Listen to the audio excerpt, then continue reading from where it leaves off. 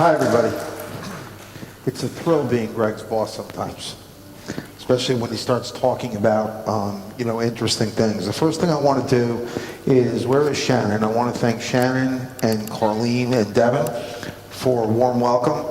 I represent Jeffries from the wealth management perspective of our firm.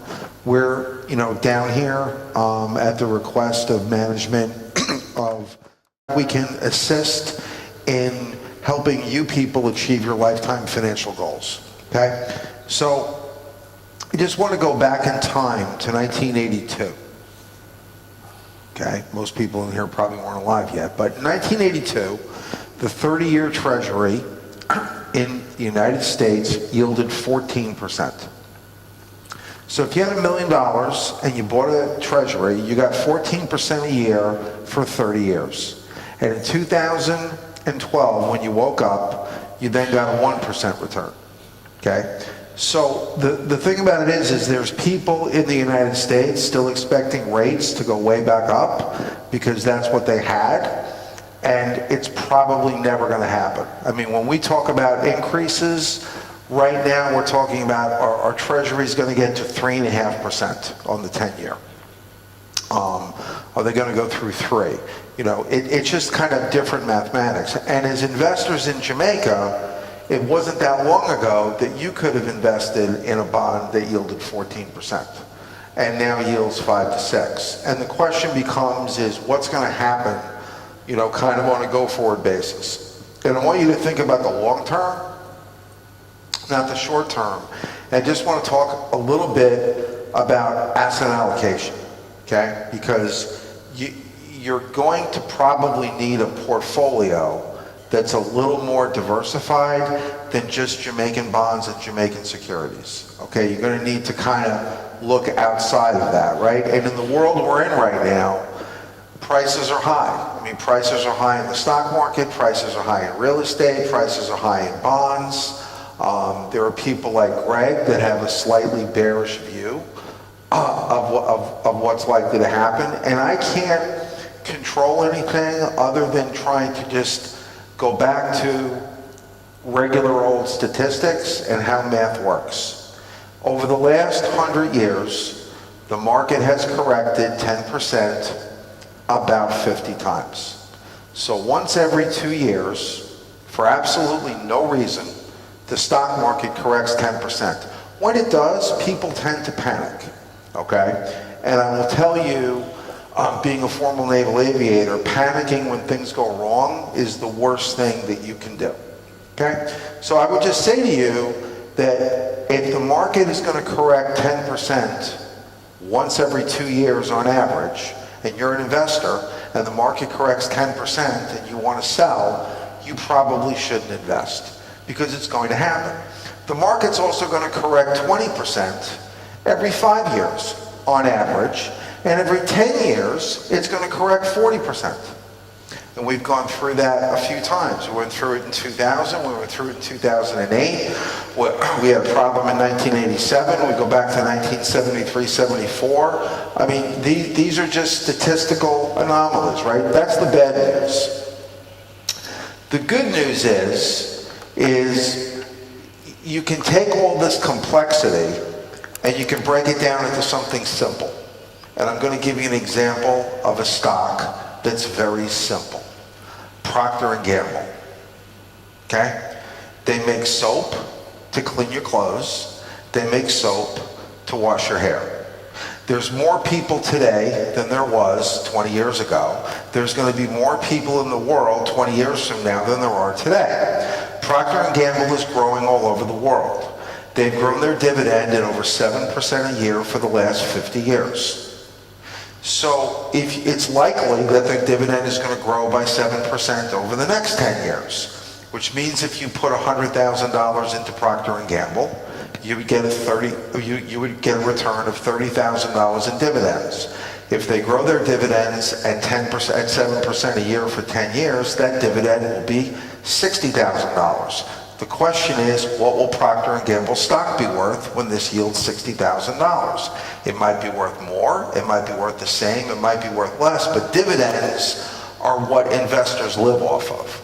And again, it's the searching for yield, in fixed income investments that can kind of get people in trouble. The reason I bring that up is that a portion of your money, right, from a long-term perspective, should probably, at this point in time, you should think about allocating some assets to markets outside of Jamaica in companies like that can provide income, okay? Now, the other thing that's very important, okay, going back to a couple of my analogies, is that asset allocation is a very important thing, okay? And that's one of the things that we work with our investors globally and say, look, if the stock market is going to correct 50% once every 10 years, and you have $1 million, then you have to be willing for the portfolio to drop to $500,000. Now, most people can't deal with that kind of volatility, right? That kind of volatility keeps them awake at night. It makes them concerned. And again, I would just say that if you look at statistics, when most people lose half their money, they sell, which is the exact opposite thing that they should be doing. So if you just approach this from the perspective of, if I took half of my money and I put it in stocks, and I took half of my money and I put it in bonds, what have I done? I've just diversified myself, right? Because stocks perform one way, bonds perform another way. When the stock market's going down, bond prices most times are going up. When bond prices are going, or when interest rates are going up, which we've seen over the last couple of years, the stock market does well because the economy is good. These are what we call non-correlating assets. So in that same example, when you have $1 million and the market drops 50%, if you're a 50-50 client, 50% stocks, 50% bonds, your portfolio is worth $750, not $500, okay? And the question that we ask our clients is, when this happens, what's the least amount of money you want your portfolio to be worth? And if the answer is $1 million, then we have to invest just conservatively in those type of investments.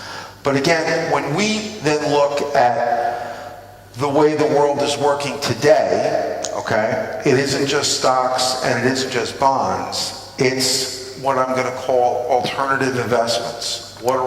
They're private equity, they're pre-IPO companies. There's been a big democratization in the United States, right, relative to companies growing and not needing to access the public markets in order to grow.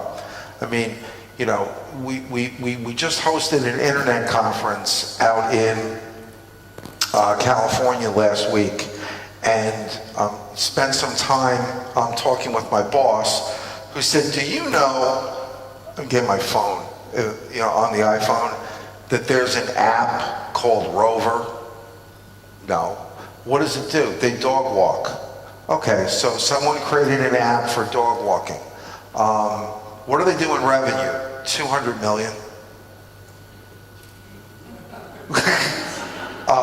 Where are they? They're in 11 cities. They're going to move to. They're going to move to 10 more. They expect this to be $1 billion revenue, company. Now, 10 years ago, that company would be going public, but right now they don't want to go public. They're looking to raise money from private equity funds to fund what they're doing, so they don't have to spend every 13 weeks huddled in a conference room trying to explain to the world how come with the weather bad more people didn't have their dogs walked this quarter than last quarter, and this thing misses in the stock, and they're like, forget it. We'd rather invest the money this way. So when you think about stocks and you think about bonds, you also have to think about alternative investments, private equity, those type of things. And our platform in New York caters to that particular, client base that understands that and is using what's going on in the world to their advantage. Now, look, if I were you guys, I would wish that Jamaican interest rates were 14%. And I didn't have to concern myself with thinking about where else I have to place money. But the reason that interest rates were as high as they were was because things weren't as good here as they could be. You know, you've gone from 170% okay, GDP in terms of debt down to near 100. You've got $4 billion of a surplus every year. Your inflation is down to 4%. I mean, you know, the government is focused on growth. They're doing a lot of good things. You're not going to have a 14% market in that kind of an environment, okay? So, again, not saying that you shouldn't invest at all, you know, locally, but as you think about expanding your investments internationally, you have to think about the U.S., you have to think about global bonds as a way to hedge against things that are going on, and working with a firm that can provide you access to investments that you're not going to see in a lot of other places. And again, this just goes back to, think about what I just said about this little company called Rover, which is literally two guys in a dorm room in San Francisco wrote an app for walking dogs. And 3 or 4 years later, they're doing a couple of $100 million in revenue. The plan is to go to $1 billion. They're looking to raise $50 million right now, and they're not going to do it through an IPO. They're going to do it through private equity. And as you see some of the bigger IPOs, you know, from technology come out, you know, think of the two biggest companies right now that have like $50 billion valuations. Uber and Airbnb are both still private companies, and they haven't had to tap the capital markets to grow because there's an excess amount of cash in the world looking for a return. So not accessing that by not participating in that particular part of the market is going to provide you know, a missed opportunity for clients in terms of what they're looking for from, you know, from a long-term basis. Now, with respect to the world is a very complicated, connected place, okay? We've done some things in the United States in the last 12 to 18 months. Some people think are good, some people think are bad. At the end of the day, it doesn't matter what they think, these are the changes that we've made. We have decided to cut taxes on corporations. Okay, so if you want to know why the stock market went up, you know, if my tax rate was going to be 35% and now it's 21%, I have a lot more money than I had before. Okay, so if I was going to earn $100 million and my company was worth $1 billion, I'm now going to earn $145 million and my company is going to be worth a little bit more. That's why you've seen the stock market go up. Okay, that's really, in a nutshell, you know, kind of what this is about. The other things going on in the world, I mean, you know, stay tuned. Is North Korea a problem? I don't know. I mean, it seemed it was in January, now not so much. There's a global trade war with China, with Europe, the United States, you know, in the middle of all this. Is that good? Probably not. And I would encourage you to, when you read these headlines, remember a very famous saying: the news is never as good or as bad as first reported. It takes some time to digest what happens. It's best not to react, you know, to things like that. And what we try and do, you know, at Jefferies from a wealth management perspective is to keep clients focused on the long term, keep people in the game, help them make good decisions. When we have interesting investments that we think are very attractive, we want to make them available to our clients. When our clients are doing things that we perceive to be not in their best interest, we will tell them, like, we don't think this is a good idea. It's still, but again, at the end of the day, it's the client and the client's money. We can give advice up to a point, and then we have to, you know, acquiesce to what the client, what the overall client is doing. So from an overall perspective, we will be able to offer a different worldview of how to invest. Doesn't mean that you should take all of your money and do what we're recommending. We're here as a partner for Victoria Mutual to assist you in navigating a different world where at the end of the day, what you can do with your money here locally is not as good as it once was. You need to look at other things. There are things that you can think about, but I think everyone can understand that, you know, there are companies in the world that are going to grow. Those are the kind of companies you want to be, you kind of want to be invested in. And the simplest example I could give you is Procter Gamble, because I think everyone here would vote they like clean clothes and they like clean hair. There's going to be more people today than there were. There's going to be more people in the future than there are today. They're going to sell more product and they're going to be able to grow their dividend. That could be a core holding, you know, for a lot of people.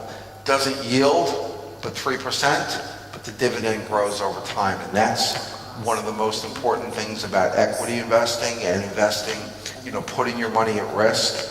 It's the key that grows your assets over time, is the ability to increase your income.